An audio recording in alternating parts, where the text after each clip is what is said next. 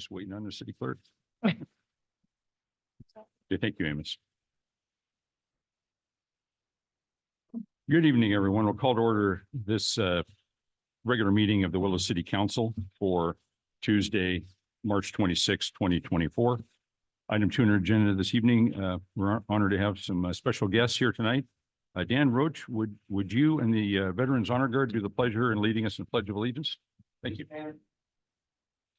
And I pledge allegiance to the flag of the United States of America and to the republic for which it stands, one nation, under God, indivisible, with liberty and justice for all. Thank you, gentlemen. Item 3, roll call. City Clerk Amos Hoover, please. Councilmember Thomas, Here. Councilmember Sprague, Here. Councilmember Vaughn is absent this evening, Vice Mayor Hudson, Present. and Mayor Hanson. Here. Thank you, Amos. Item 4, changes to the agenda. City Manager Marty Brown. There are no changes. Okay, thank you very much. Item 5, ceremonial matters. Item 5A, we have a proclamation this evening, National Vietnam War Veterans Day. And we're honored to have our number of Vietnam veterans here and present this evening. And thank you very much for your service. Much appreciated. Thank you, one and all. City of Willows Proclamation, National Vietnam War Veterans Day. Whereas the United States of America Vietnam War commemoration gives us the opportunity for all Americans to recognize, honor, and thank our Vietnam veterans and their families for their service and sacrifices during the Vietnam War from November 1, 1955 to April 30th, 1975. And whereas more than 9,000 organizations across America have joined with the Department of Defense as commemorative partners to honor our nation's Vietnam veterans, including the Jacob Bennett chapter of the New Mexico State Organization National Society of the Daughters of the American Revolution. And whereas the commemoration includes the 9 million Americans, approximately 7 million living today, who served in the United States Armed Forces during this period, and makes no distinction between those who served in country, in theater, or were stationed elsewhere during those 20 years, because all of them answered the call of duty. And whereas on March 28, 2017, the U.S. government passed the Vietnam War Veterans Recognition Act, officially recognizing March 29th as National Vietnam War Veterans Day. Now, therefore, I, Gary Hanson, Mayor of the City of Willows, and on behalf of the Willows City Council and the citizens of Willows, do hereby proclaim March 29th, 2024 as Vietnam War Veterans Day, and urge all citizens of Willows to recognize the valor and sacrifice of our veterans of the Vietnam War through ceremonies and prayers. In witness whereof I appear and to set my hand and official seal this 26th day of March, 2024. And I have a proclamation.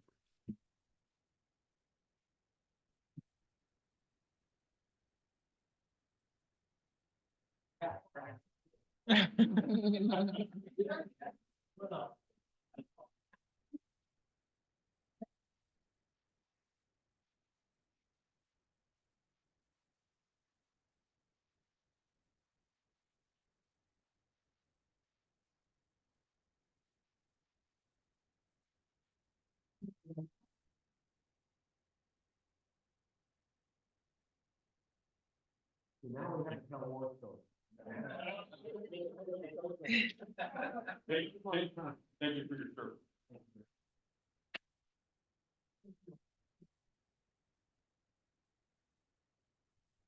Mr. Mayor, I have a couple of comments that I might make about this. Sure.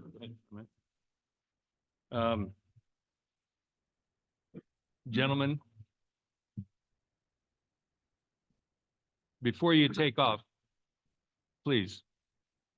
I, like you, served 2 tours on the USS Midway.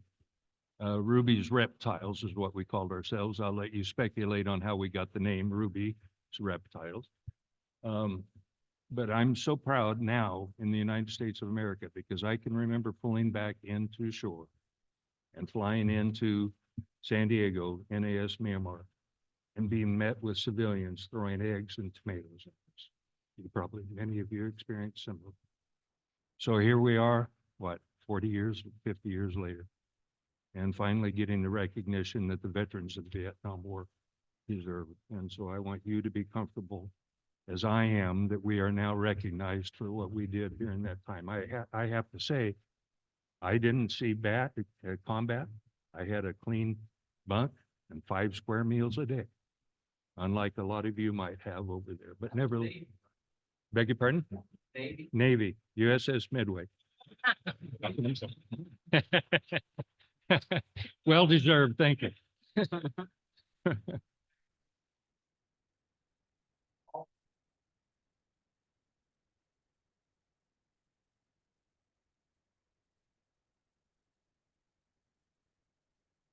Right. Yep. Yep.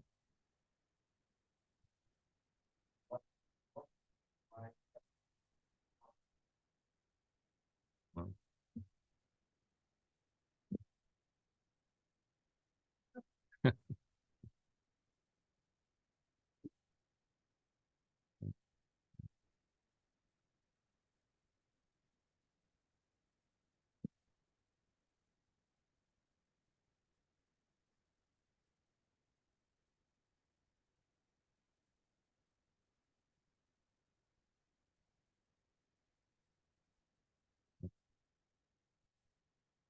Yep. Thank you, gentlemen. Thank you for your service. Thank you. Thank you.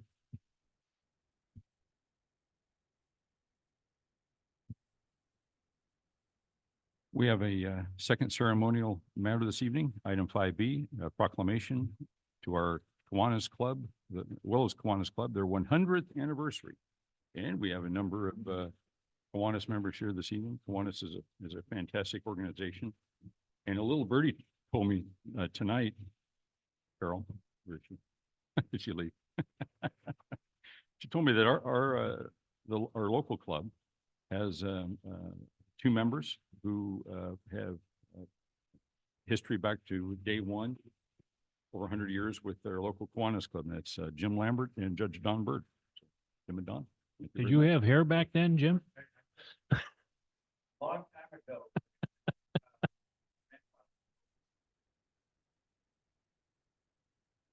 Very good, very good, very good. You don't look 100, so, you know.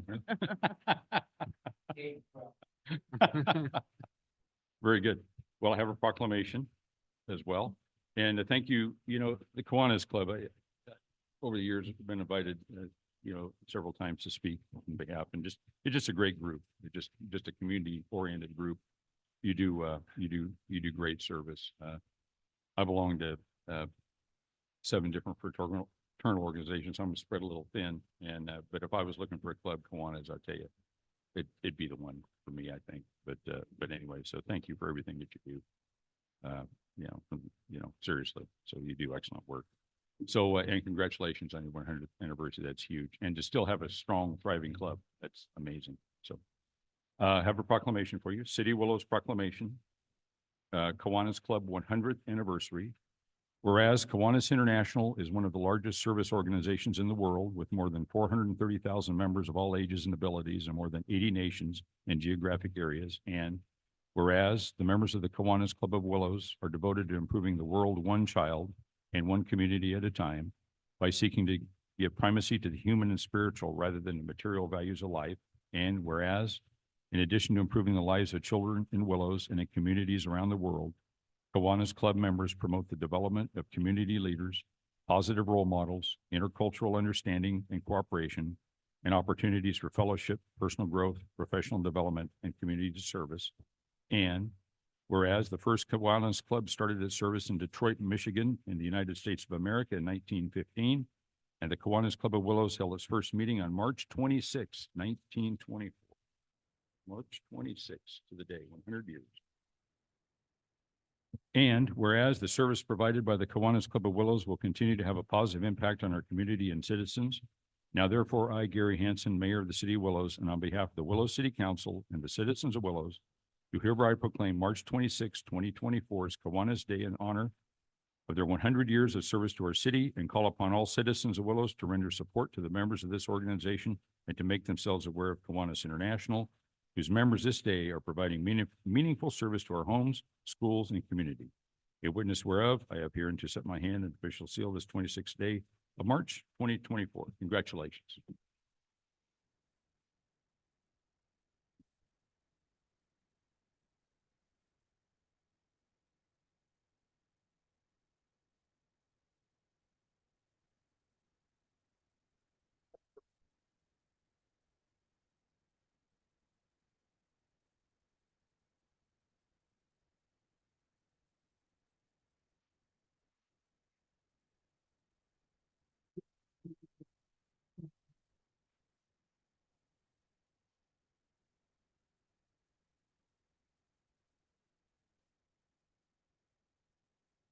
Thank you, Rick. You guys.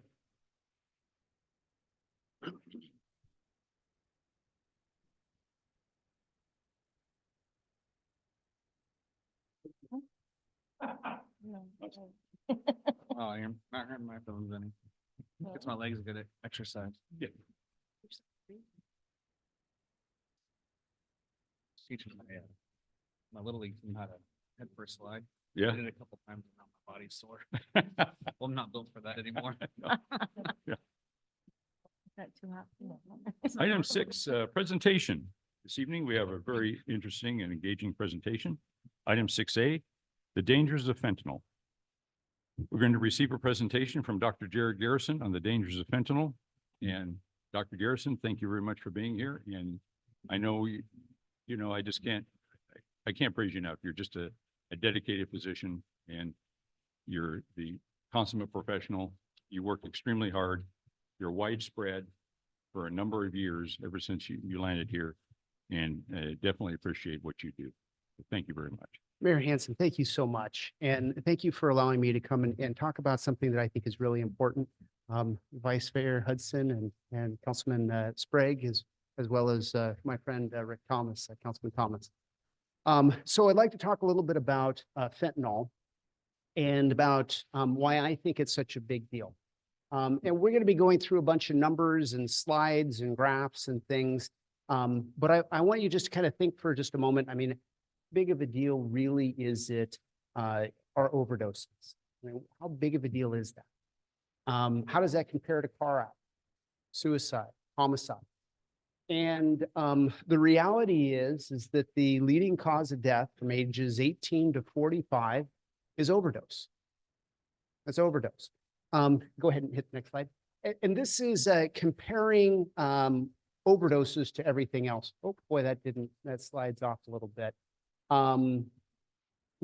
That's interesting that it didn't show up. So homicides is 26,000, suicides is 49,000, car accidents is 42. The total is about 118,000 people have died from that. From overdoses, it's 109, almost 110. So almost, and as we go through these slides, you'll see that it very well could be that as of now, here in America, that overdoses equal as many deaths as car accidents, homicides, and suicides combined. Go ahead and go to the next slide. So here's some of the facts about fentanyl. And I like this slide in particular because it's got that yellow, that little yellow line. You can see that it starts probably around maybe 2013, something like that. And you can see that pretty quickly it just outpaces all of the other lines. And the very faint one that's up at the top, that's combined. But you can see that fentanyl is just more and more, and it's killing more and more people. And that slope is very, very concerning. It's just happening at a very fast rate. Go ahead and go to the next slide. So this is a little bit more recent. So the last one was up to 2020. This is 2021. And you can see that one color, that yellowish color, is accounting for a lot of those overdoses, and that it just continues to increase in the amount of people that are dying. Once again, I want you to notice probably around 2013 is where that seems like that kind of comes in. Let's go ahead and go to the next slide. So this is in the state of California. And this is looking at, regardless of age, overdoses that are related to fentanyl. And you can see that at 2013, we're at really zero. And it's not until we get to midway through 2015 that we really start even having any of them show up. And the reality is that what happens is that we've got, that things tend to happen on the East Coast. And then it kind of happens in Southern California, and then the Bay Area, and then it makes its way up here. Okay. So let's go ahead and go on. And actually to continue on with that this is just still coming. To give an idea about that, when we looked, when you talk to Sheriff Gibbs, he'll tell you that in 2022, that there was, I think, 3.6 grams of fentanyl that was seized. In 2023, it was 103 grams. So this is just coming. This is just coming. And most of those that are the fentanyl that's been seized has been people who have just been traveling through. This is really has not hit our community very hard yet, but it's going to. And we've already had a number of deaths. I texted Chief Monk today and I said, hey, how often are we having to use Narcan? So for those of you who don't know, and we'll talk about Narcan a lot more, but Narcan is a reversal agent for when somebody overdoses with opiates. And he said that it's very sporadic, that they might go 1 or 2 weeks and not use it, but that they'll use it 2 or 3 times the next week. That's how often it's happening to be used here in the city of Willow. In Orland, it's worse. And when I was talking to one of the recorders, and most of the deaths are happening in Orland related to fentanyl. They say that they're using Narcan on a weekly basis there to save somebody's life. This is all just the beginning, and this is going to be getting worse. This right here is what fentanyl looks like, or one of the many ways that it looks like. And you can see that they made it into look like almost like candy, huh? And I want to point out that it's got a little M on it and a 30 on the other side. And we'll come back to that in a few. Unfortunately, so they make it look like candy, and we have had kids that have overdosed, not yet here in this county, but in Shasta County they have. And we have a nurse that works for Glenn County Up Office of Ed. She used to work in New York, and she had to give Narcan to a 2nd grader who took some of mommy's special candies. Dangerous, scary stuff. Let's go ahead and continue on. This is fentanyl that was seized in Orland. And you can see that it's kind of got this chalk-like stuff to it. And then it's also got that little box thing. And to be honest, I'm not exactly sure what that little box thing is. I think it's a press for making pills. That's what I think it is. And then of course we've got guns. Anytime we've got drugs, we've got violence, right? Drugs and violence. Go ahead and continue on to the next one. So why is it that fentanyl is so much dangerous? We saw those slides about that little yellow line that just went up so fast. Why is it that it's so dangerous? And this is the reason why.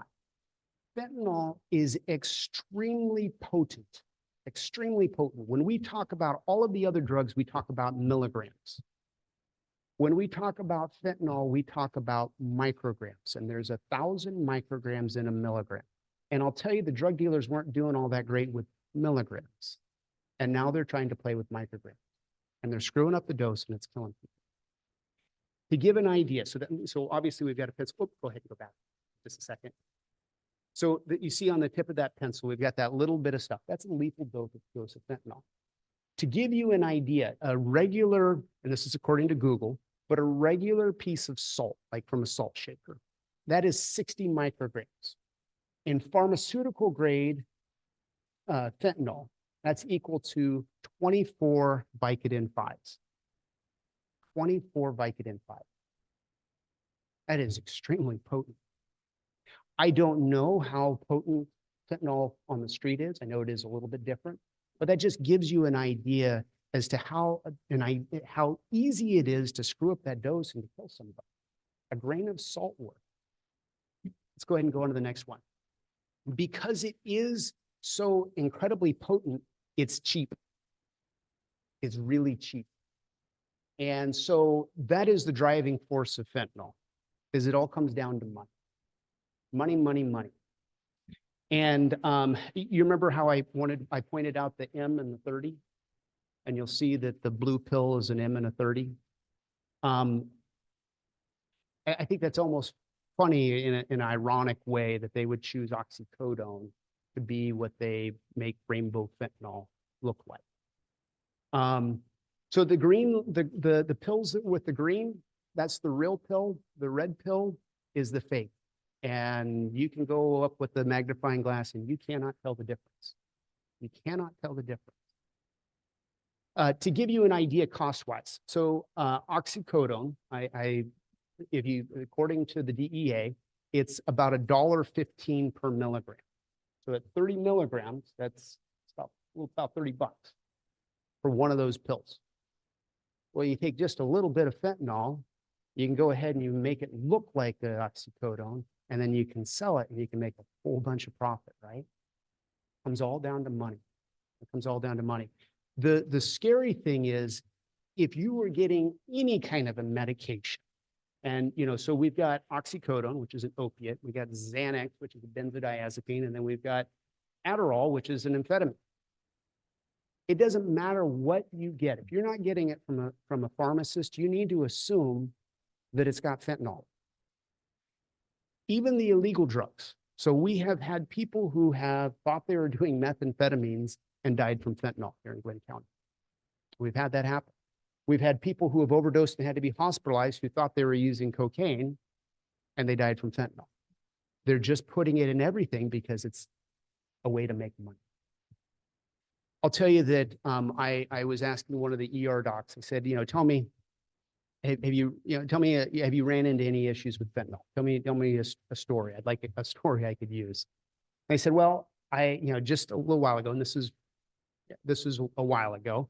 And he said that they had, that the story is that there was this lady and she went to take one drag off of a joint and she was out.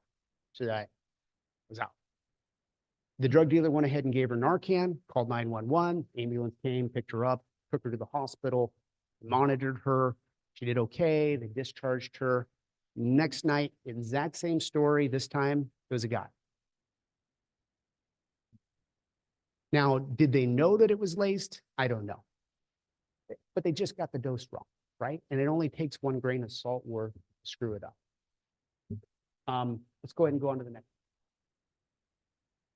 So there is also what I refer to as the chocolate chip cookie effect. And so they've got to be able to measure in micrograms, which I don't think that they probably are really capable of doing. And then they've got to be able to mix it. And when I talk about the chocolate chip cookie effect, what I'm saying is how when you make chocolate chip cookies, you end up with some that end up with more chocolate chips in it than the other ones. Even when you really try and mix them good, you just end up with that. It's the same thing with the drug. Apparently, one of the main ways that they use to mix is coffee grinders. That's scary. That's scary. Go ahead and go to the next slide. So even if you took one before from that same batch or your friend did, and you take another pill, it doesn't mean that it's a right dose. And so there's really only one terrifying way to know if it's a lethal dose of fentanyl. That's to take it and see what happens. Let's go ahead and go on to the next slide. So this is the symptoms of overdose. So the pupils get small, and we talk about them being pinpoint. And they get, the little black part of your eye just goes absolutely small. Now, if you're taking other drugs, it may not. But that's what opiates do, is they make them very small. And opiates like fentanyl. People start falling asleep and losing consciousness, just really getting really tired. It starts to slow down the breathing, and the higher the dose, the more it slows down. People start choking and having gurgling sounds. And so what happens is it relaxes the muscles, and so they get to where they're not able to swallow. And so it starts going down into their lungs. What the choking and gurgling sounds are. A limp body and discolored skin. The reason for the discolored skin is because they're not getting enough oxygen because it slowed down the breathing. And that's usually what people die with fentanyl and all the opioid overdoses, is they just don't breathe enough to be able to sustain life. Let's go ahead and go to the next slide. So this is Narcan, and I have some Narcan here. And Narcan is reversal agent. So what it does is it binds to the receptors in the brain that the opioids bind to, okay? And so if you end up taking Narcan and blocking those opioid receptors and you don't have any opioid receptors in your body, or any opioids in your body, it doesn't do anything. Okay, so it's extremely safe. Matter of fact, if somebody comes into the emergency room and we don't know why they're not waking up, there's two things that we're going to do every time. We're going to check a blood sugar. Maybe it's low, maybe it's high. And we're going to give them Narcan, especially if their pupils are pinpoint. But even if they're not, it's just such a safe thing to do, an easy thing to do, that we just go ahead and we do it. I mean, that's kind of the standard. So they come in a box like this, and there's two of them in there. Especially with strong opioids like fentanyl, sometimes one isn't quite enough, and so they give two. There are instructions here. When we open it up, there are more instructions in case you forget how to use it. Very, very simple though. You hold it like this, and it's a nasal spray. Put it up the nose. You put it up to your fingers touch the nares, and then you squeeze. Leave it there for just a second, and you can go ahead and remove it. Super easy to do, completely a life-saving thing. Absolutely a life-saving thing. So easy to do. Once again, extremely safe. Extremely safe. Let's go ahead and go on to the next slide. So this is the Good Samaritan's Law. So this says that and the idea is that if you use Narcan on somebody and you do it properly, you are not going to get into any trouble. Okay, let's go ahead and go to the next slide. So this is, these are fentanyl test strips, and they come in a little baggie like this. And you can open them up, and they look just like that. One of the things that's nice about them is you know, oftentimes drugs are done in baggies. You can take out the drugs, you can put a little bit of water in there, you can put your dipstick in there, and you can check and see whether or not it's got fentanyl. Not 100%, they say it's about 95. Would I bet my life with that? Heck no, not even close. But it does help with giving an idea as whether or not something's got fentanyl in it. One of the things I'll just notice is 2 lines is negative. So everything else, 2 lines is positive. With fentanyl, these test strips, it's 2 lines is negative. I don't know why that one's different, but it is. These are readily accessible. So if you want to go to Northern Valley Indian Health, you want to go to Glenn Medical, you want to go to Mental Health, you want to go to Orland or to Willows Pharmacy. So those are the places here in Willows that you can get them, and they will give them to you for free. All you got to do is ask. I've had some people who have said, you know, gee, what we're doing is we're supporting the people's habits.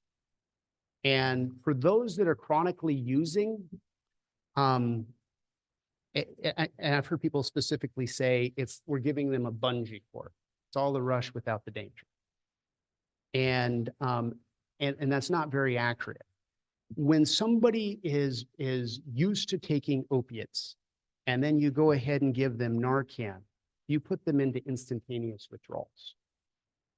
And so oftentimes paramedics will give, and of course they give it IV, but they'll give a partial dose to see if it wakes them up, because they don't want to deal with somebody in an ambulance that's being difficult to deal with. It is a miserable thing. I had a patient who shouldn't have, but they were given Narcan. It was a hospice patient. And what happened is they collapsed. They got brought into the ER. Of course, they didn't have, you know, their DNR form. They didn't know they were a hospice patient, somebody with cancer. And they went ahead and they gave this woman Narcan. And she said she would rather give birth than to ever go through that experience again. So if it is a bungee cord, if it's like a bungee cord, it's not like a bungee cord, it's more like a rope, and it's got a hard ending. The other thing that's kind of interesting is that they've done studies with the fentanyl test strips, and they found that when addiction medicine specialists, they go ahead and they give people the fentanyl test strips. And then when they have them report back, so like Monday they give them out, Tuesday they don't. They find that the people that they gave the fentanyl test strips to are actually less likely to go out and use. And the thought is that they think about it, and you know, usually what happens is they think about gee, I want to get high. And what this does is this makes them think for just a second about maybe this isn't so safe, is the theory. But it ends up actually decreasing. So that's a little bit about the fentanyl test strips and the Narcan. Let's go ahead and go on to the next slide. So there are 5 things that have been proven, evidence-based, to decrease overdose deaths. One is educate, right? So if we can educate people about, especially with those stupid counterfeit pills, if we can educate them about the dangers of that, maybe that's going to save some lives, or we know that that saves lives. Learn the signs of an overdose. If somebody recognizes those signs of an overdose early and call 911, it saves lives. Carrying Narcan. Carrying Narcan saves lives. There's just absolutely no question about it. We know that the fentanyl test strips save lives. And the last one is never use alone. And I've had some people who've gotten kind of angry with me about that. And no way in shape or form am I condoning the use of using drugs. But I will tell you that we've had people in Glenn County who've overdosed from fentanyl and they had a Narcan bottle next to their bedstand, next to their bed, within arm's reach.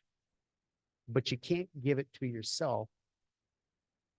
By the time you need it, you're not capable of doing it. And so we know that when people don't use alone, that they're less likely. Let's go ahead and go on to the next slide. So this is Zach. So Zach lived in Placer County, so about 2 hours away. He was 17 years old when he died. He was a track star. He was on the soccer team. He had the lead in the high school musical. He had a 4.0 GPA. And according to his mom, he had near perfect ACT scores. Everything in the world going for him. He had not ever used drugs. He had not ever had any problems with the law. He went ahead and he decided to go ahead and to make his first purchase of drugs. And he bought what he thought were 2 Percocets. They found out later. They went through and they looked on on his social media. There is a whole language that where you can buy pills based on which emojis you use. So and parents would never have a clue about it. They can just put in 3 or 4 emojis and the drug deal can happen. He went ahead and he purchased 2. First one he took and he did fine. And the second one it killed him. This is very different than all over drug overdoses that we've had in the past. It used to be if you were a heroin addict, you would go for years and years and years of struggling with addiction before you would finally succumb to it. And that's just not the case with this. And that's why we're seeing so many younger people dying from this. Go ahead, go on to the next slide. So that's why we are trying to get information out about a fentanyl town hall meeting that we're going to be having here in Willows. It's going to be on May 2nd. And the reality is I can talk till I'm blue in the face, but that isn't going to really be adequate. What we need is we need community members to step behind this, to get behind this and to take action and to do some things to help make our community safer. Because once again, we are still at the early phases of this. This is going to get worse. This is going to get a lot worse. We are going to have lots of young people die. The fentanyl town hall meeting, we'll do a little bit of education, and then we're going to get people's input. What can we be doing as a community to get ahead of this, to save some lives? And that's the whole purpose of the town hall. Next question, next slide. Any questions? Well, I guess it goes without saying, why would anybody want to take a pill that you don't know what's in it? Well, and that's it. They think that they do. They don't. Like Zach, he thought that he was buying 2 Percocet. and ended up taking his life. But I agree. I Isn't it agree. The easiest way to quit an addiction is to not start it. There's no question, there's no question about that. Unfortunately, it used to be so easy for people to do innocent experimenting. And it's just that the landscape has changed. The landscape has changed. Doc, where and what time is that town hall meeting? Absolutely. So it's going to be at Glenn County Office of Ed, and I think that it's at 6 o'clock.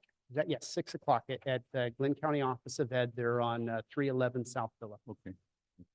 And May 2nd, what day of the week is that? That is a Thursday. Thursday, okay, It's the first Thursday of May. thank you.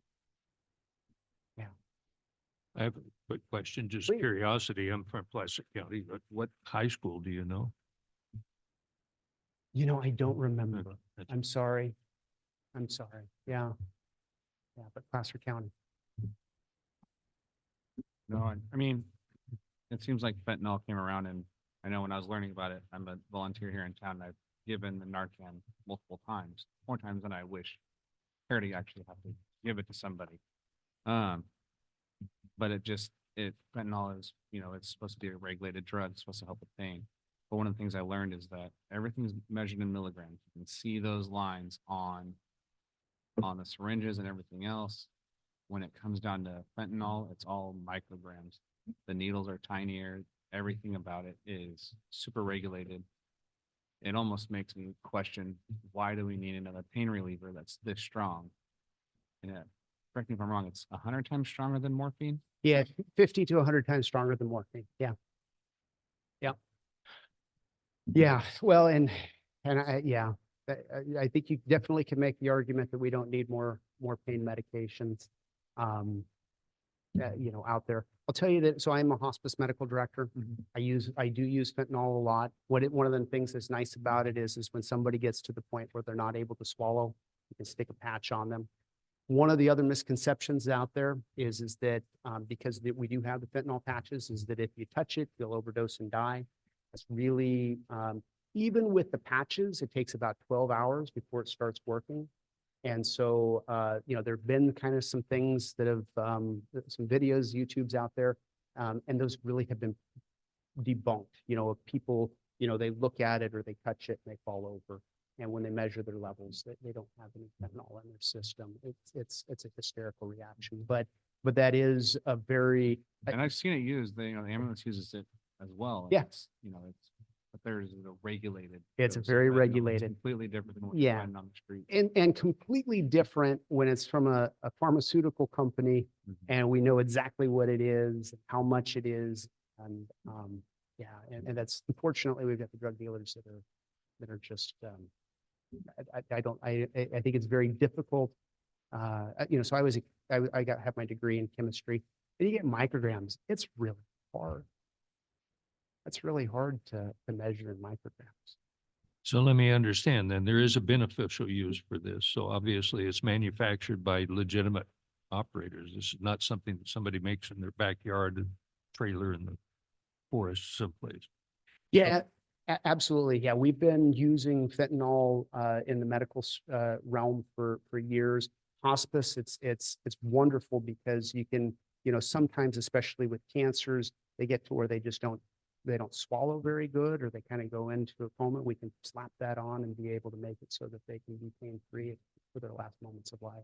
Okay, so if it's manufactured by legitimate operators and it's regulated, then what seems to be such a source for it? How is it just black market stuff? Yeah, it's completely black market. So, and we could go into this, but it's kind of interesting. So the path of it goes that it's manufactured primarily in China. It's sent to Mexico, and then that's where they make it into the pills and things.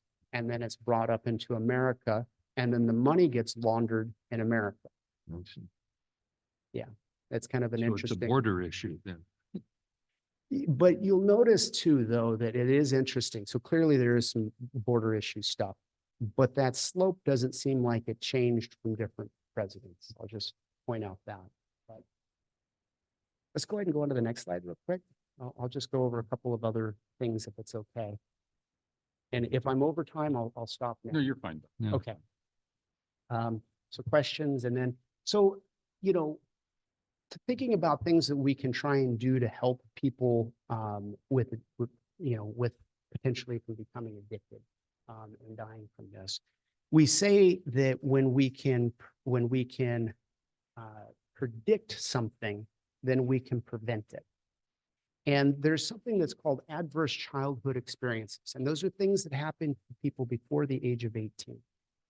And you can see that when we measure this, that goes up significantly for those that have had adverse childhood experiences. Go ahead and go to the next slide. Oh, nope, no, to the next one. There we go. This is alcohol before the age of 14.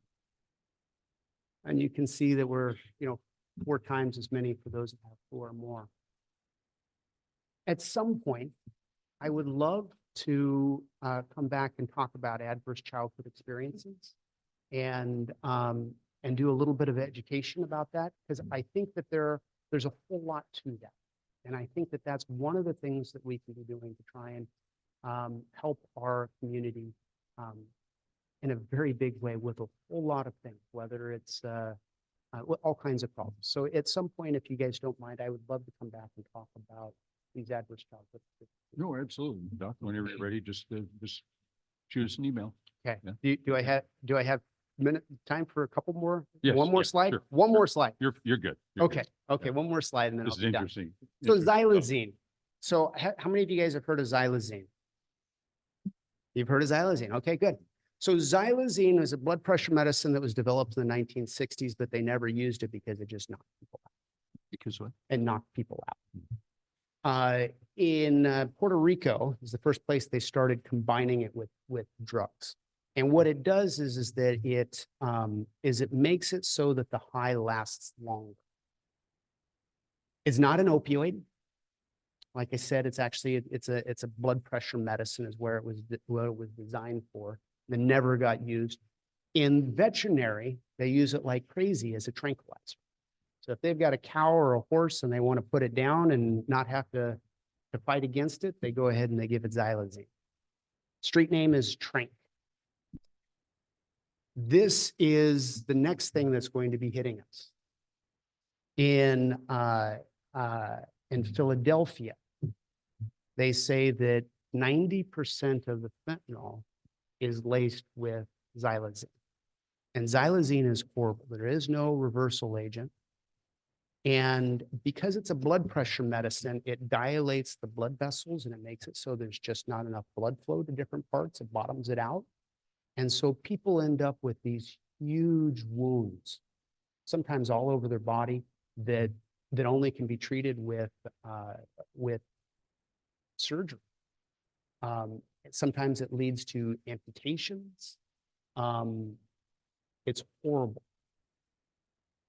We've had 1 overdose in Glenn County of xylazine so far.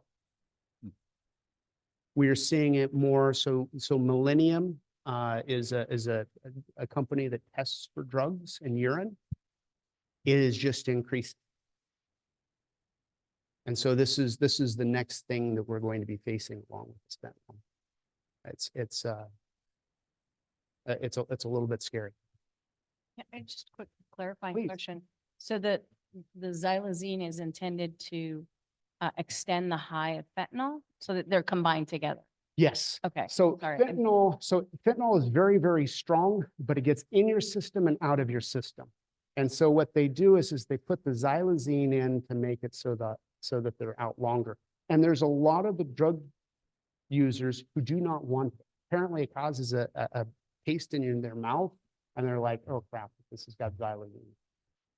And but yeah, and it's really, once again, it comes down to money. It's really cheap. Really cheap. You have a question behind you.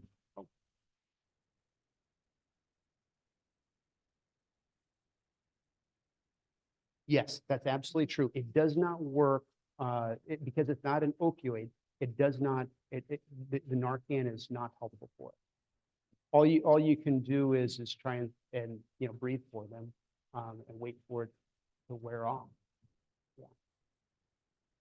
And it is addictive as well, which is kind of interesting, but we really don't know how to help people get over that as far as at least with medication. So Doc, where xylazine, or is that, the access for the manufacturers for that, from, veterinary burglaries and that sort of thing? I think it's all black market. I think it's very It's coming similar from to the overseas fentanyl. I think also. I don't know. I would assume that since they're so combined, that they're probably coming from the same source, but I don't know that for sure. Interesting. No, the scary, that this shot here, and the lookalikes, well, it's, You can't tell. no, absolutely. Not. I've been staring at this for 5 minutes and You can't tell. no, And scary. I'm sorry, I'm probably way over. I do have a quick story if you to go Sure. along Yeah, with that, you- if you want.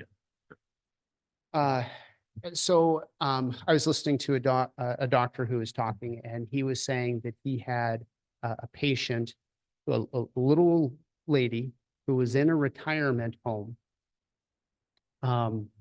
And she was, or in an apartment, it wasn't a home, it was an apartment complex for seniors. And her neighbor, she suffers from anxiety, and so she was buying off of her neighbor some Xanax. And the neighbor had a pill bottle of Xanax, and they looked like Xanax. And when the patient came in and said, hey, I've been buying them off of my neighbor, and I want a prescription of some Xanax, and it really helps calm me down. When they did the drug screen, it was fentanyl. In a retirement home. I mean, it's just, if you're getting your pills and you're not getting it from a pharmacist, you got to just assume that it's got that. Well, thank you very much. Thank you. Doctor. Yeah, Thank you Excellent very Thank you. presentation. Thank you very much. I Yeah. appreciate your patience with taking up so much time. Oh, no, Thank very, you. very informative. Very good. Very Thank good. you. That was very educational. Yeah, thank you very much. Keep up the good work. Yeah. And thank you for presenting tonight. And very interesting. Item 7, public comment and consent calendar forum. All matters on the consent calendar are considered routine and are approved by one motion and one vote unless council members or the city manager first requests that a matter be removed for separate discussion and action. Individuals wishing to address the city council concerning consent calendar items or regarding matters that are not already on the agenda are invited to make oral comments of up to 3 minutes at this time. And please address your comments to the mayor and council members and not to staff and or the audience. And as a reminder, by state law, the council is not permitted to undertake any action or discussion on any item not appearing on the posted agenda. First, we'll ask tonight, or any individuals have any public comments in reference to any matters not on the agenda? If so, please approach the podium. Hi, Carol.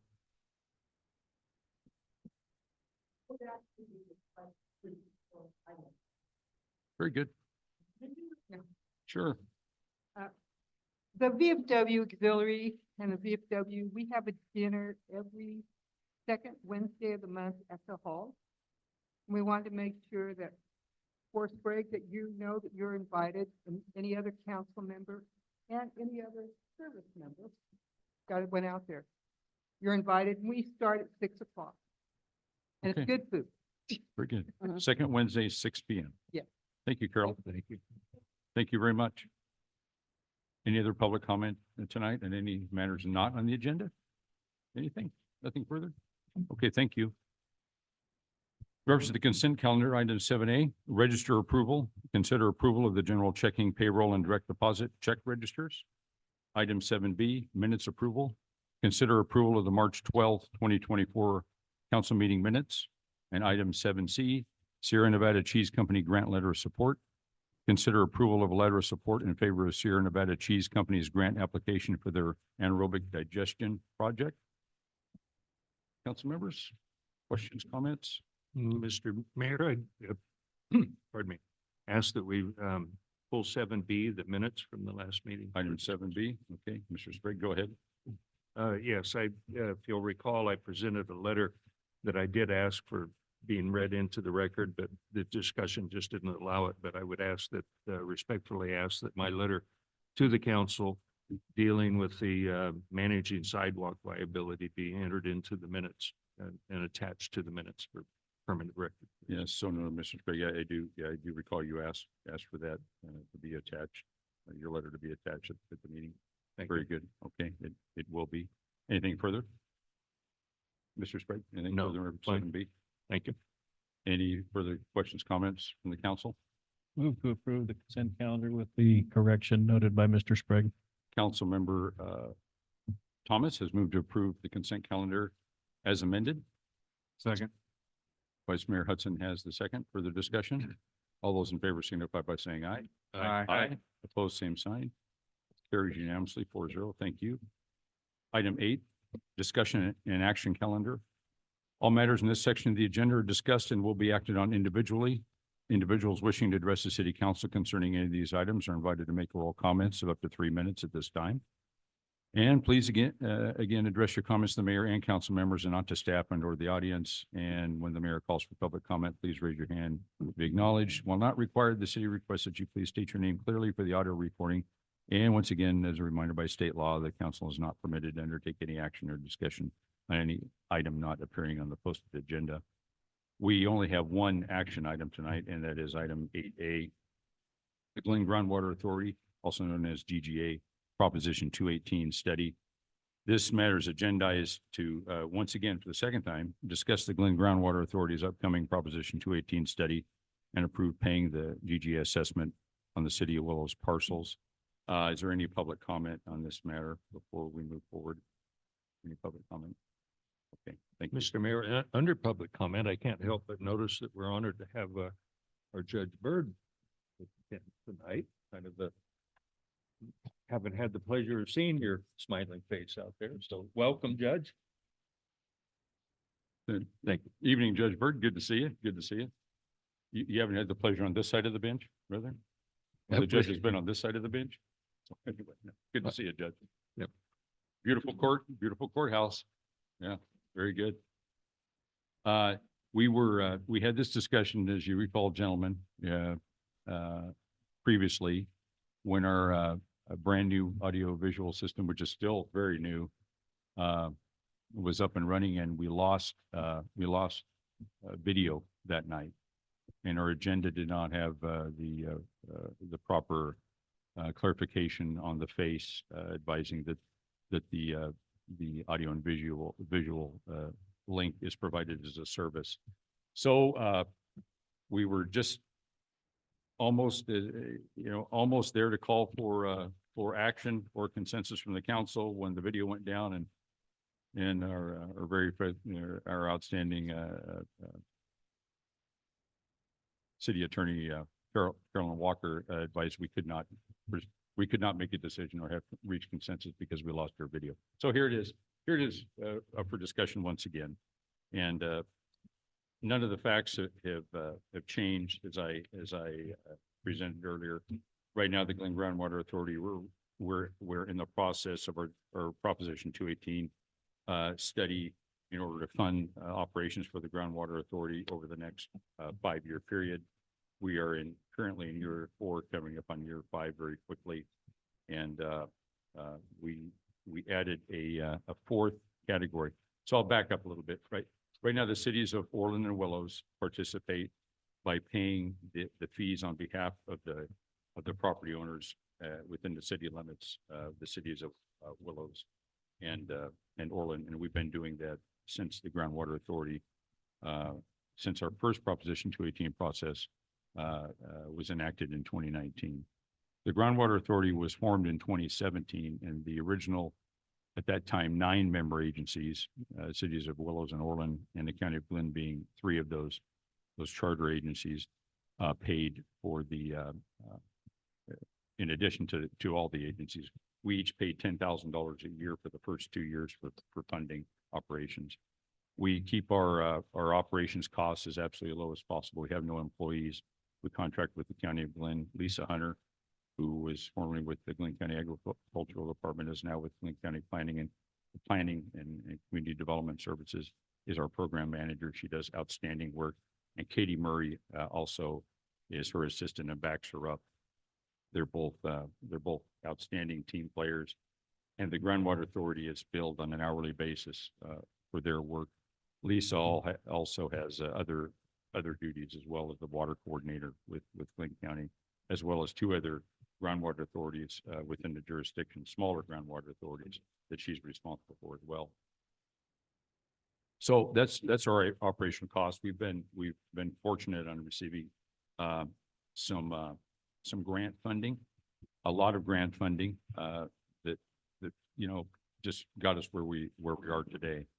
So like I said, we try to keep costs as absolutely low as possible. Our sister agency, the Colusa Groundwater Authority, within the Colusa subbasin, there are two authorities. We work as sister agencies. We work very well together. The northern portion of the Colusa subbasin, Glen Groundwater Authority, beginning at the county line, Glen-Colusa County line.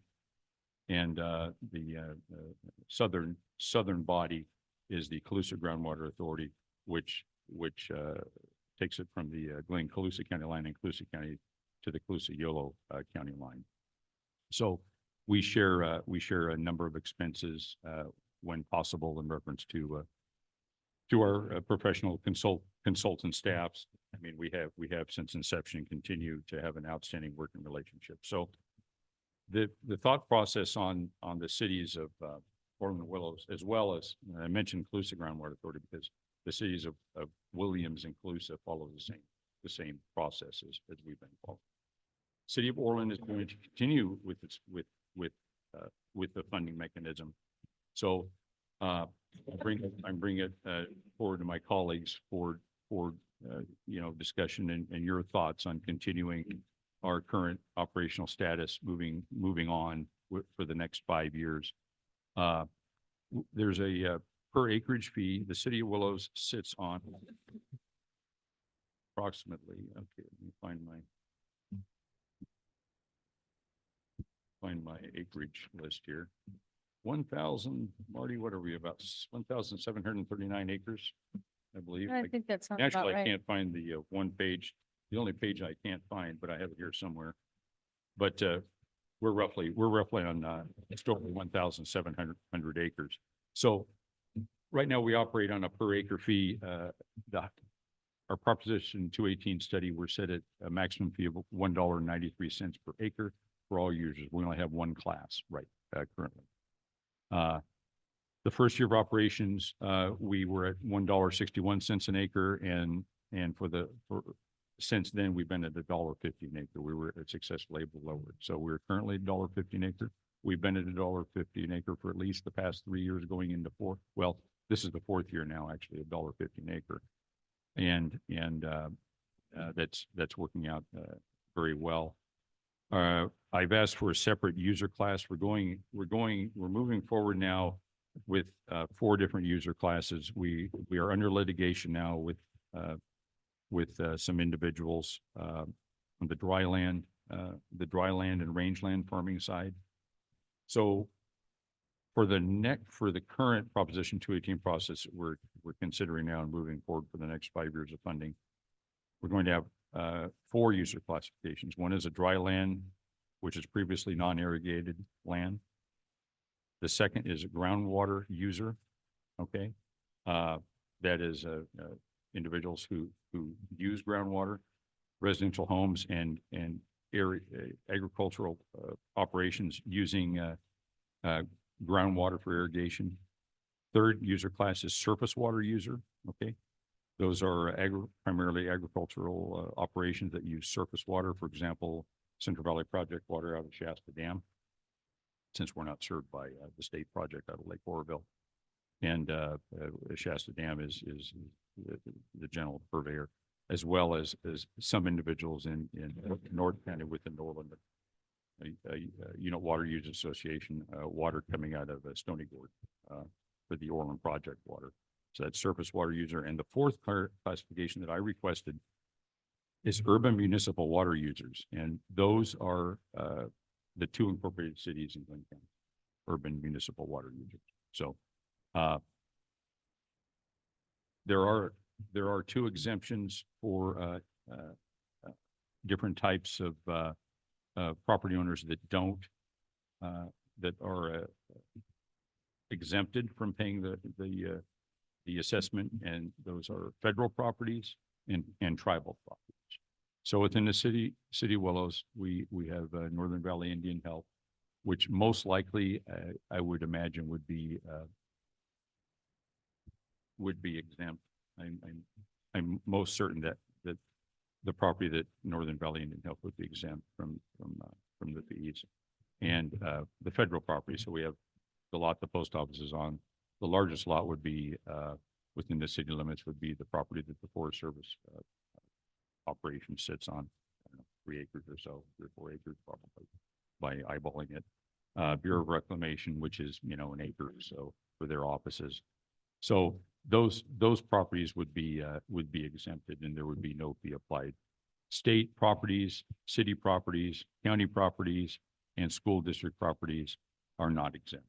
Okay, so the reason our methodology for the cities of Willows and Orland paying the per acreage fee on behalf of our citizens was to save on unnecessary administrative costs, and from primarily from County Department of Finance, the assessor's office, actually, for processing each claim. So my property here within the city of Willows, my home, is on 26/100 of an acre, just over a quarter of an acre. So I would be paying 2,600 of $1.50 an acre, right? That's all processed through the assessor's office, right? Through the tax collector's office, right? So those are just unnecessary costs. So if we take all of the property, the parcels within the city, city limits, that's around 2,400 plus, somewhere around there off the top of my head. I'm just, without researching it lately.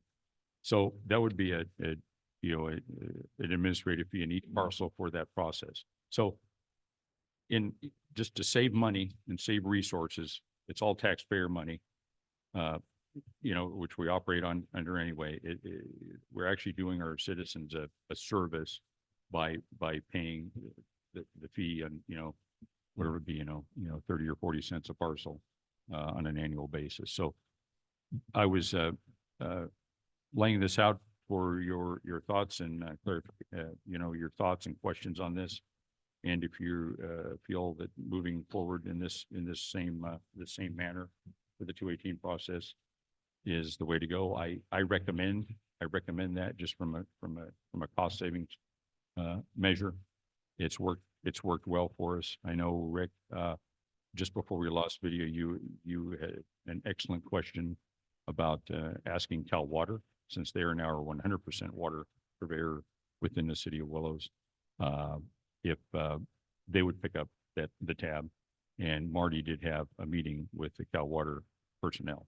So with that, Marty, you have a report on that meeting? Yeah, I presented the concept to them, and then after our conversation, got back with more specifics, some of which are actually in this staff report of really the range that the GGA is considering to possibly increase the fee from $1.50 from anywhere from $2.50 to $5.50 an acre, right? Is it an acre? Yes, per Yeah. acre.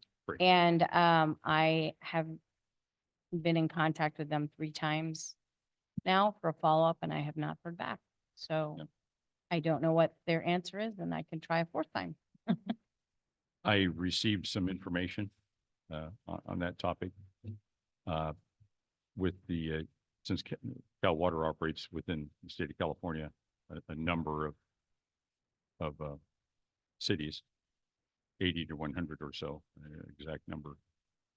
And I can bet you that probably 90% of them are within subbasins. I received informal information back from a Cal Water source that probably no way, no how, just because, not all the subbasins are as fortunate as we are with keeping their fees low. Some subbasins in the state are several hundred acres. The annual fee assessment is several $100s per acre. Could you imagine that? Wow, amazing. So the Sustainable Groundwater Management Act, which is why we formed the Glen Groundwater Authority in order to comply with that. That law was passed, our legislature signed into law in 2014 by Governor Jerry Brown, it's supposed to be all about local control. Well, we're locally controlling our destiny with our precious resource, our groundwater. However, I'll tell you, it's an uphill battle in the state of California right now. We're trying to maintain local control because we're going through the process, as you know, is widely publicized, and we publicize it as well, that our groundwater sustainability plan for the Calusa subbasin is deemed incomplete by the Department of Water Resources. We've been working diligently every day, and we have until April 23rd to submit a revised plan to DWR, which will be submitted on time. And it's a great expense and great cost. And anyway, it's very technical work, and I'll leave it at that. But it's anything but local control. Mr. Mayor, Yes. do you have any color on, obviously, I assume dry land, non-irrigated is going to be one price. Do you have any color on what urban municipal users would be using in variation to surface water or groundwater users? The amount of water used or the cost. Cost. The cost. The urban municipal water user cost would be basically the same as the surface water price. Even Which though we're surface pumping water- it from the ground?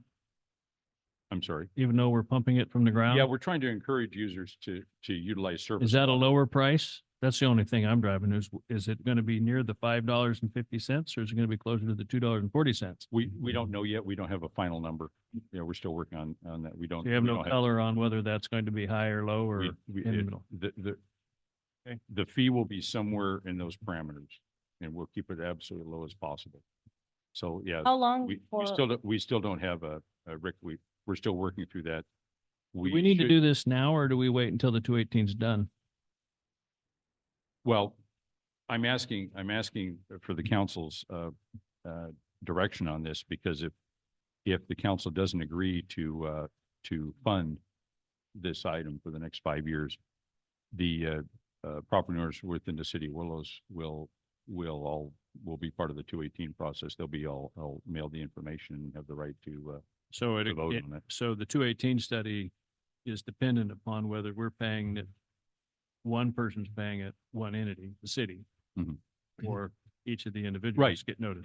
The per acre fee would be the same wherever that ends up at, where we don't have that final answer yet Well, I sit on an acre, so I'd be paying $5.50, but that's not going to break me. at the but- highest. But I can understand somebody that has a fifth of an acre would be paying $1, and that would be instrumentally difficult to manage. Yeah, just, it's a So it's a large expense. it's I going to think that cost the- you more to bill it through the tax collector than it would be the. Oh, tax absolutely. collector. Absolutely. Right. So do we really have a choice?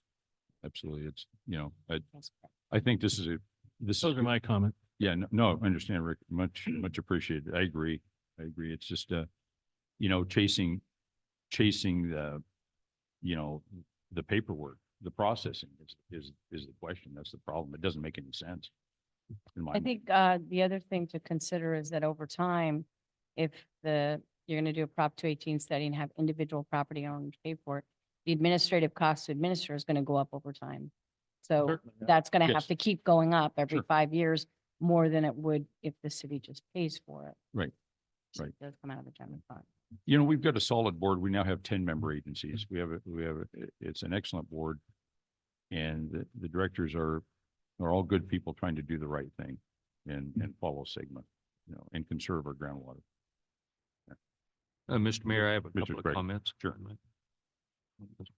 I can only assume that this evolution now of 24 years later is kind of evolved from when I was on the Board of Supervisors, when we created the first Glenn County groundwater ordinance, which a lot of us took a little bit of criticism for that, but that now has been adopted by some 30 or 40 other counties, if I'm not mistaken, or somewhere. So this appears to be an evolution of that particular effort. One of the things that's got me concerned is just reading in the newspaper this morning that the governor's office now is promoting the idea that we farmers or the farmers that have trees and vines, nuts, starting downgrading and start using that for wheat and grain and hay with the idea of water reduction. My Mhm. point of that is what I used to point out when we were talking about the groundwater ordinance, it's like your checkbook. If you can't measure what you've got in it, you can't manage it.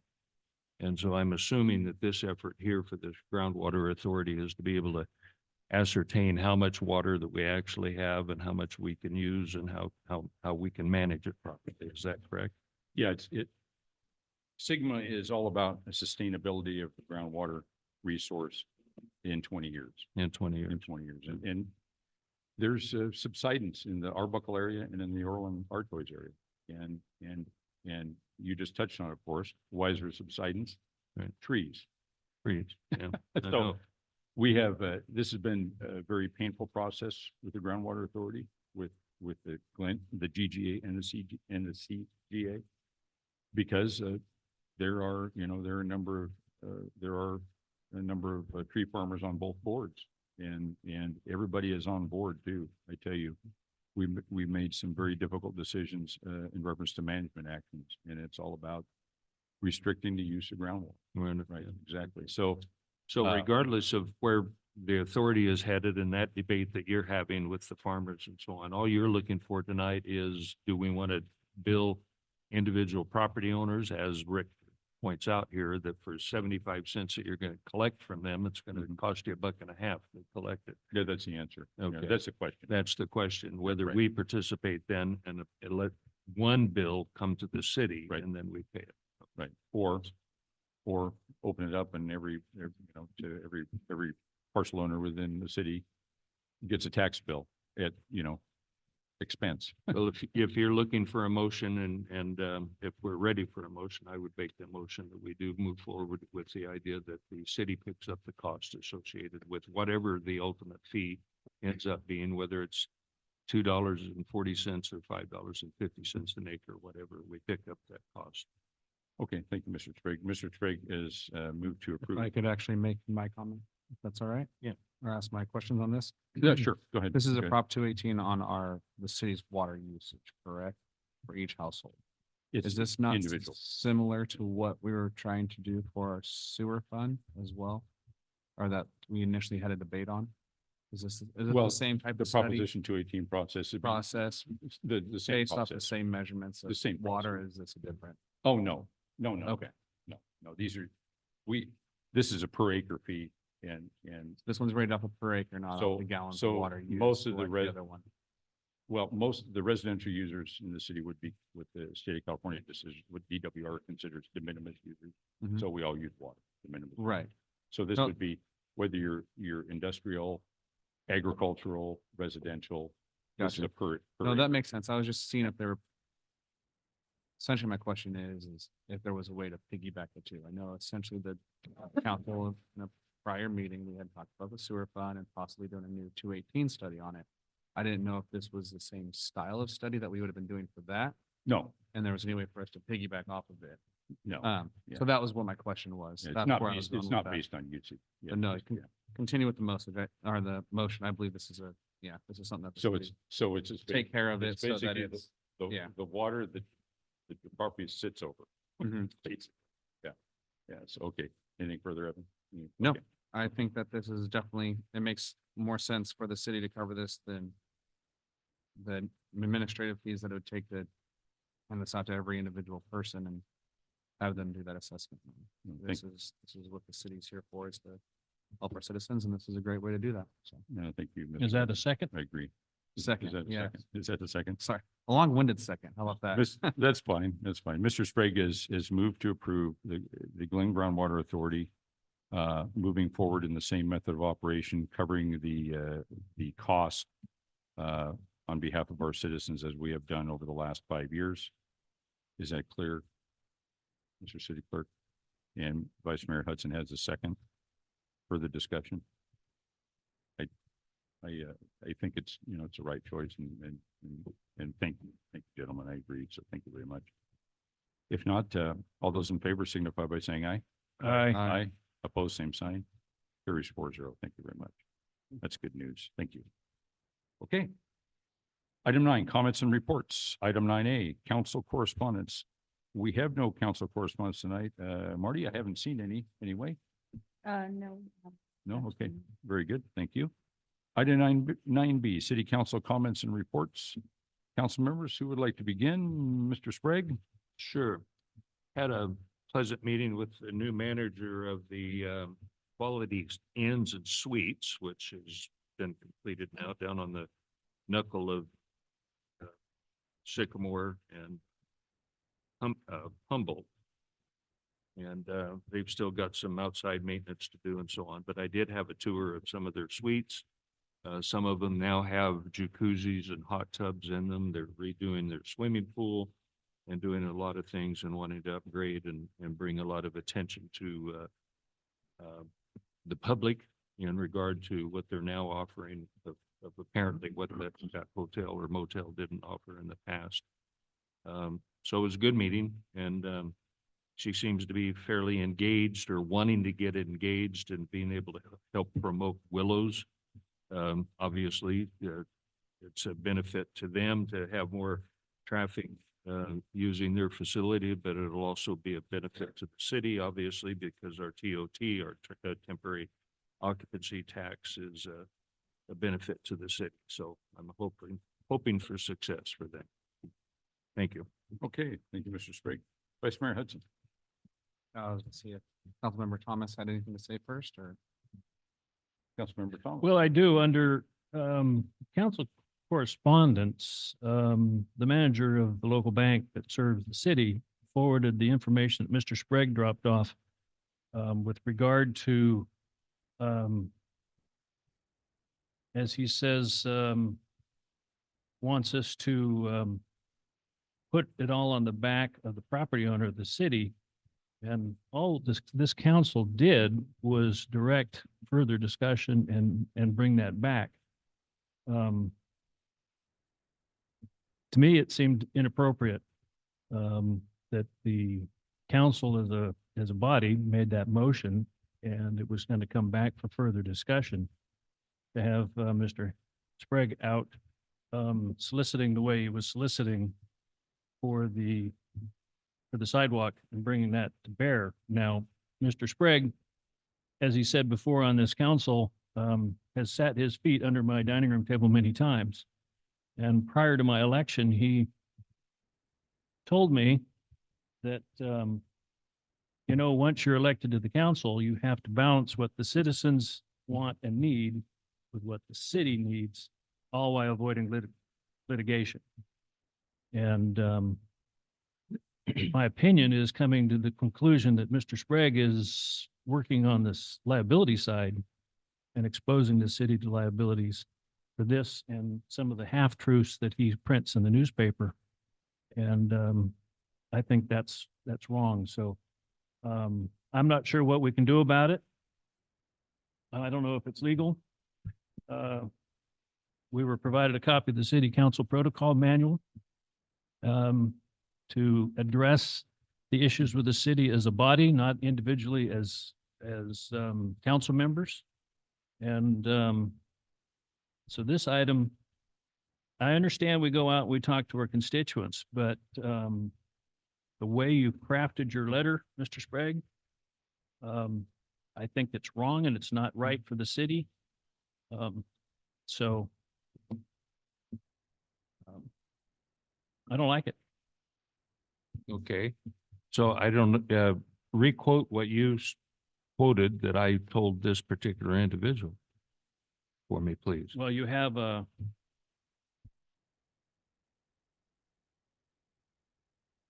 can't seem to come up. It was forwarded to us. Why am I not finding it, Marty? The pictures Yes. and the cover letter We. and asking the manager of the bank to reach out to their lawyers. I don't think that's in the right interest of the city. What I suggested, and if I recall, and I should have brought that with me, I took the same pictures or showed the same pictures that the city engineer has shown us recently, as well as those that were shown before back in February or March of whatever it was 2021.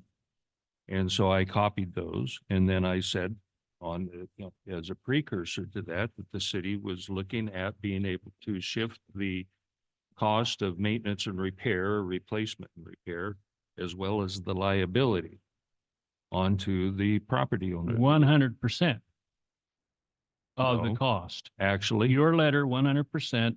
And what we were talking about was a 50-50 match after we dealt with. where how does the- it say I how- said I don't have 100%? that information. May For I- some reason it's missing on my, Councilmember Thomas, may I step in? sometimes- I have it Please. pulled up here. So the top of the letter reads as follows. Some Willow City Council members think that you should repair the city-owned sidewalks surrounding your home at your expense. And even if the city-owned sidewalks around your home don't look like these, some council members believe that you should be held legally responsible when someone gets hurt while walking on the city-owned sidewalks around your property. However, we had a presentation that brought to light something that our city of 30 other cities that are, no, not that many, 25 or. 25 other cities that are in our pool. And we are the only one that does not have a protocol in place when it comes to the sidewalks.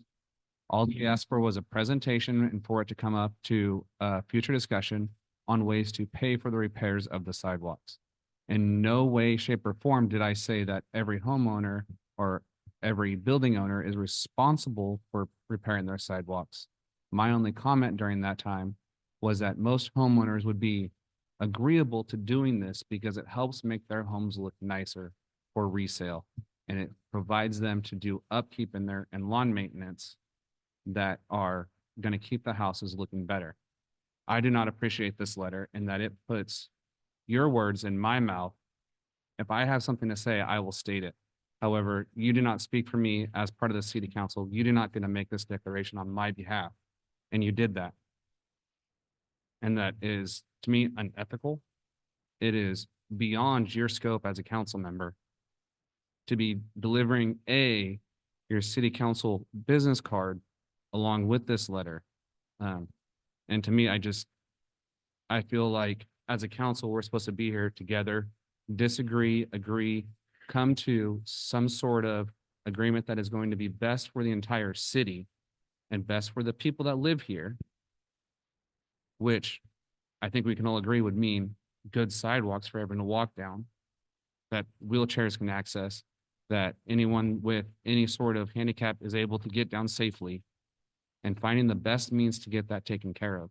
In no way, shape, or form, though, did I say we just need to be pushing that on the homeowner. Me as a homeowner, yes, I would pay for my sidewalks to make sure that they look good and that somebody's not falling in front of my house. Is that a personal opinion? Yes, and I will state that. That is my personal opinion, that at my house, I would take care of those sidewalks. But at no time did I say that every single homeowner in this town is responsible for their own sidewalks, and they should be. What I did state is that as a business, I'm currently working to replace the sidewalks around my business because they are a tripping hazard. I don't want one of my customers or anybody walking by my office to be hurt. So that's a personal thing that I'm willing to do. I'm not saying that necessarily needs to be the standard. What we discussed was a 50-50 split. There was, I believe, 3 options: a 50-50 split, property owners priority and their cost, and then also possibly a city fund to be drawn from every year for people to apply to. Am I incorrect in saying that according to our last council meeting? But I believe those were the 3 options. it was that still we- in the air to be discussed. And they're still in the air to be discussed. All we did was actually bring it back for a discussion to have a conversation. We did not say, I don't remember anybody saying, we think that you should be the ones responsible for paying that. And I don't At appreciate your words being expense. put in my mouth. Emphasized as he does. I'm able to speak on my own. I don't need you putting words in my mouth for me. That's fine. So let me understand the 3 things that you pointed out: a 50-50 split, some sort of car share or whatever. And I've explained that to those people each and every time. The way I've presented this to them is that they might want to check, especially the businesses might want to check with their attorneys and or their insurance company to see, in fact, depending upon how we move forward with this, how the council moves forward with this, of what kind of an impact that is going to have on their business. Can they even get insurance to cover the sidewalks on the city-owned sidewalks on their property? That's the way I've couched it. So if I overstated in my letter to them, my bad, shame on me. But you can be assured that I explain to them each and every time that I talk to them that we have options that we're looking at. You In didn't say addition- that in your letter. Pardon me? You didn't say that None in of your that's letter. stated in your letter. Your You letter throws stated us that squarely we, underneath the bus. us council members, not you, wanted to put it on their back at their expense. And that's not what we said. Ethics that we got from Marty when we sat at this council says loyal to the entity you serve. When you join an organization's governing board, typically your role includes an obligation to act with your organization's best interest in mind. What was being discussed was the liability of the sidewalks and a potential liability or loss of our own liability insurance or the having it go up extensively because we don't have an ordinance like every other city in our joint pool. So we were trying to address the liabilities that the city is facing. And what you told me before I was elected was our job in the city. I explained that that was somewhat of a high wire act between how do you represent the best interest of the city and how do you best interest the people that are out here and on that TV screen. And I'm going to be here representing those people to this city council. At the same time, you have to limit the liabilities of the city. That's your job. Thank you for your input, gentlemen. Anything That's all I further? have, Mr. Mayor. Okay. Thank you, Mr. Thompson. Anything further? Vice Mayor Hudson? I was gonna speak on the transportation committee unless you wanted to speak Oh. on what they kind of went over. Up I to know you. I had to step out a little bit during those meetings, so I figured if you were there for the whole thing, if you want to talk on it, you can. Yeah, it's up to you. I'd be happy to if you'd like. No, I just wanted to essentially just state that during our transit committee, we had gone over, GSRMA had done a presentation, and they did invite the transit committee to their annual conference, which is October 24th and 25th. Don't have set times or location as of now. We received a great Caltrans report during our transportation committee, discussing some of the projects. One of them was the Tehama and Wood intersection. They're still filling the potholes there. We've been asking them to redo a surface there. However, they're holding off on that until they start their 162 project, which they'll be redoing all of 162 through Willows. They said hopefully in 2025 is when they'll be starting that. But we've been pushing on them to try and get that 160 or the Wood and Tehama intersection taken care of because it's a pretty rough patch. They were actually supposed to, we had talked to them about possibly redoing it sooner than when they did their big project across West Wood Street or all of Wood Street. But now it's going to become part of that project, so it's all done at once. But they are working on trying to keep filling the potholes. However, with the rain that we've gotten, it likes to wash out and make it even worse at times. But so that's kind of all I really have in my notes that pertains to the city. So I don't know if you have more. Like I said, I did have to step out for an emergency during the meeting. So Yeah, you covered the important stuff. Very good. Okay, thank you, Vice Mayor Hudson. I completely concur with Councilmember Thomas's and Vice Mayor Hudson's comments and remarks in reference to your actions, Mr. Sprague, completely. This was in your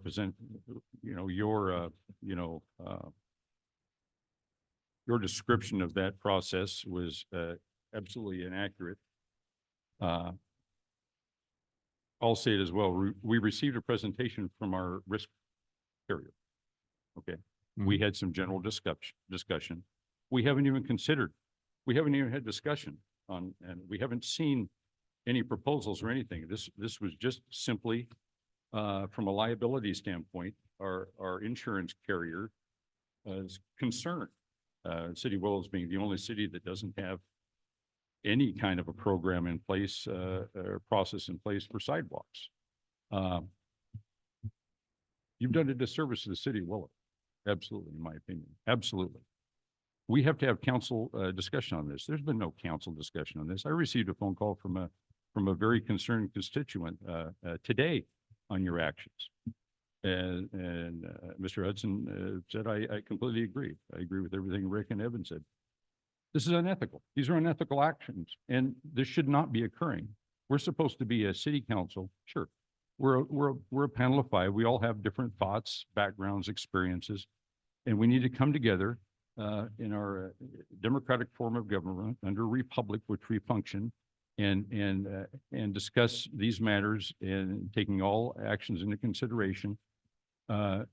Investigate, educate ourselves on different plans and processes, and try to come to the right choice in our hearts and our heads while following the law. We're nation founded on and built on the law.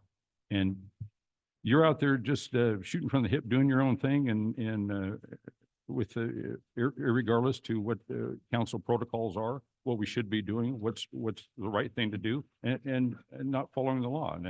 And once again, this happens again and again and again. This is absurd. It's ridiculous. I don't know what you're trying to do here.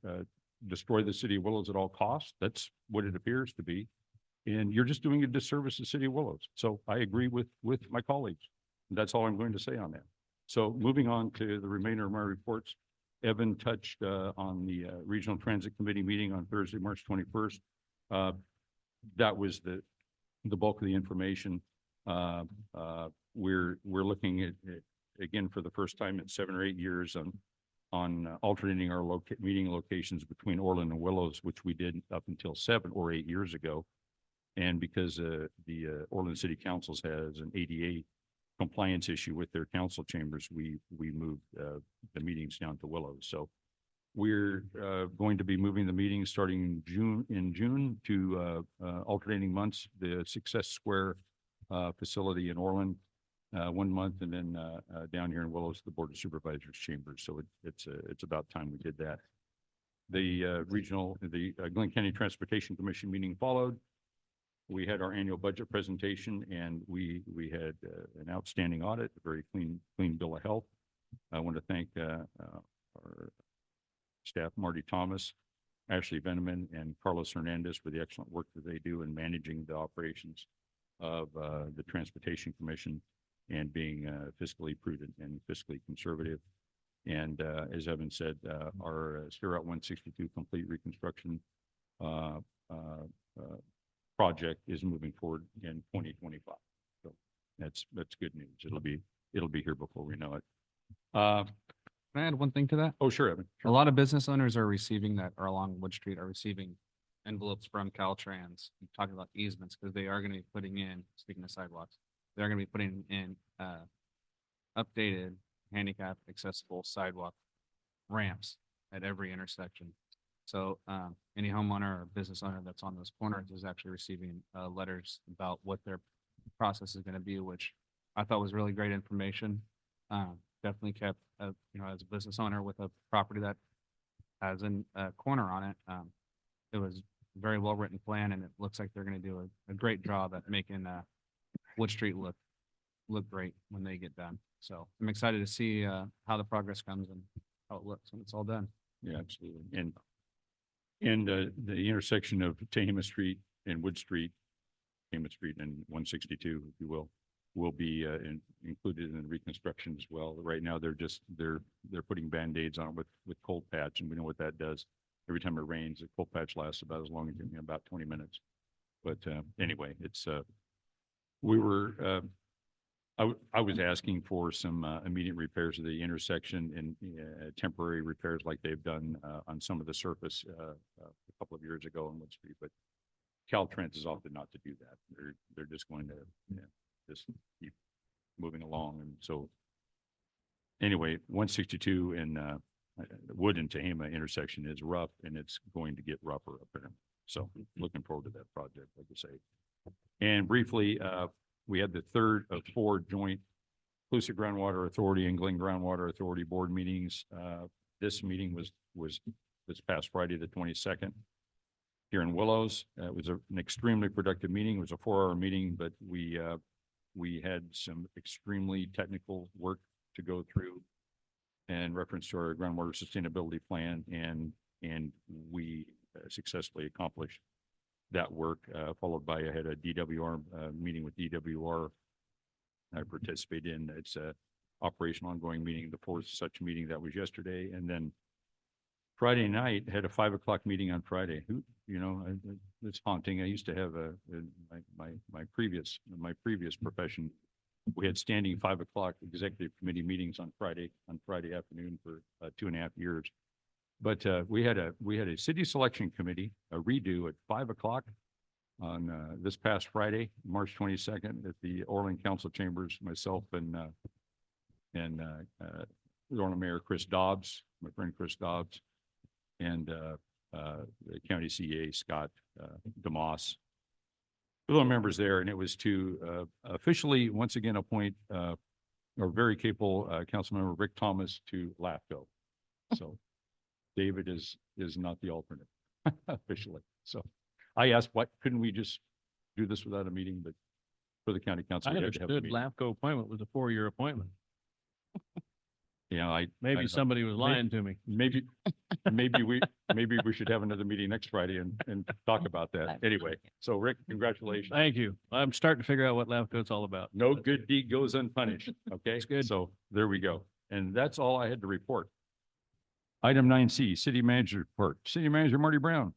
Very briefly, I just wanted to say that we have started it's budget season for us here at City Hall. And so we've started internally having discussions about fiscal year 24-25. And included in that discussion, we almost had to bring back a request for an amendment to the contract for our planning contract services. But after reviewing the revenue from cost recovery, it looked like we're going to just about break even. But in an effort to curtail any kind of overspending that could occur, we will be having our contract planner working remotely and mostly only coming to City Hall for planning commission meetings once a month to make sure that we stay within the budget. So we'll be looking at every line item in preparation for next year's budget. As you know, it's going to be a very tight budget. So we are doing everything we can to tighten up line items and look at rebidding contracts where necessary. And for the most part, any new expenses will be very minimal. It'll be mostly a status quo budget. So that's what we're looking at. In good news, we do have a new hire that will be starting on April 8th as the new finance and HR specialist, replacing the person that was in it for 3 weeks, very briefly. And so we're very excited about that, and that'll be on April 8th, and I'll have more information forthcoming in the future. And those are all my updates for now. Thank you. No, thank you. Thank you, Marty. I think that's an excellent operational call in reference to our contract planner, because our former longtime contract planner did not charge for travel time to and from the office. So apparently that's not currently the case with our new contract. That's unfortunate. So interesting. Okay. Mr. Mayor, may I add one thing to council Yes. comments? Yes, absolutely. I did want to state that I am one of the coaches for Little League, and that Little League is actually working with the Willows Unified School District to put in an additional practice field. Only reason I'm bringing this up is because it benefits the youth of Willows. And they're putting in an additional practice field for our juniors program, along with the school district, because right now the high school has both a JV and a varsity baseball team, which is great. But it limits how many fields we have to practice on. And we had 29 kids sign up this year for our juniors program, which is good. It's one of the higher numbers. And yeah, I just wanted to state that they're actually working together to put together another field for the kids to practice on. So it shows some good partnership between some nonprofits and our schools to provide facilities and places for these kids to enjoy their recreations. And I thought that was a great project that the other actual juniors coach is the one that headed it up, working with the school, and and getting the permissions and everything to do that. So I thought that was a great thing that they're working on. And I figured it should be stated here that that's, a plus for our youth in the community. So Absolutely. Thank you, Evan. That's excellent. Thank you very much. Item 10, closed session pursuant to Government Code Sections 549 and 54.3. The public will have an opportunity to directly address the legislative body on the items below, prior to the council convening in the closed session. And public comment is generally restricted to 3 minutes. Those items are item 10A, conference with labor negotiators. The agency is designated representatives are Marty Brown, city manager, and Carolyn Walker, city attorney. The employee organizations are WEA, UPEC, and management. That's basically Willows Employees Association and with UPEC and management. Item 10B, public employee performance evaluation, section 54957 of the government code, title city manager. And item 10C, conference with legal counsel, anticipated legislation, significant exposure to litigation pursuant to section 54956.9B. And backing up to item 10A, that government code section was 549 and 957.6. Is there any public comment on these items, these closed session items at this time? If so, please approach the podium. Any public comment? None? Okay, thank you very much. Mr. Mayor, with no public comment, may I make the suggestion that we alternate items B and C and allow us to be a little bit more open-ended on the employee evaluation? Mr. Sprague, this is a closed session matter. We'll discuss that closed session. okay. So, okay, any public comment? Okay, hearing none. The time is 7:42 PM and we'll be moving into closed session at this time. Thank you for attending, everyone. Have a good night. Thank you. Thank you. Judge. Yeah, second. Are you taking a break? Yeah, we'll take a five. Yeah, fine.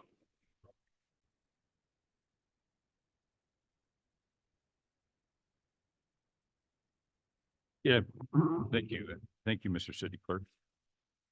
The time is 9:06 PM, 21:06 hours. We are reconvening at this time into open session from our closed session discussions. In reference to the report out on those closed session items, item 10A, information was received and direction was given to staff in reference, and that would, item 10A is conference with labor negotiators. Item 10B, public employee performance evaluation of our city manager. Mr. Sprague chose not to participate in the city manager's evaluation. Information was received and direction was given to staff. In reference to item 10C, which is conference with legal counsel, anticipated litigation, significant exposure to litigation. Mr. Sprague recused himself from that matter.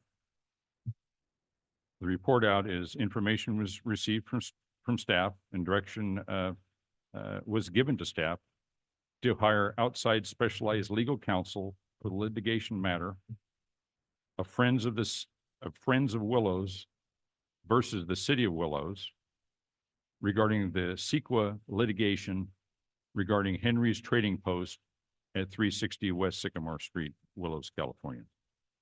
Time is 9:08 PM. That's 21:08 hours. Meeting adjourned. Have a good rest of the evening. Thank you.